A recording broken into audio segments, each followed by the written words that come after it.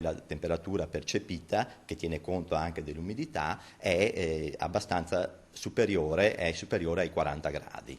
Sono i giorni più afosi dell'anno, una morsa di caldo irrespirabile che attanaglia tutto il nord-est. Non è ancora il momento per una tregua, le temperature nella provincia di Treviso continuano ad essere a dir poco proibitive.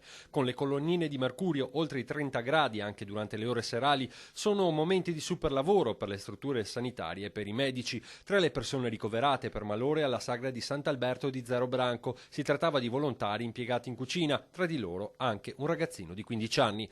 Molte le chiamate, soprattutto di persone anziane, arrivate anche nel corso della notte, colpa di un'afa persistente che ha comportato un innalzamento delle temperature ben oltre la media stagionale. Siamo nel pieno di una ondata di calore che è iniziata all'incirca tra venerdì e sabato e già ieri ha portato sulla regione delle temperature massime intorno ai 35-37 gradi, che sono 5-7 gradi sopra la media del periodo. Nel Trevigiano, nel corso della notte, i carabinieri del NAS hanno effettuato dei controlli presso alcune case di riposo al fine di verificare l'assistenza costante del personale agli ospiti. Non sono state riscontrate irregolarità, ma per poter respirare un po' bisognerà attendere almeno fino a metà settimana. Questa ha delle caratteristiche di maggior persistenza e infatti continuerà purtroppo a interessarci almeno fino a metà della settimana.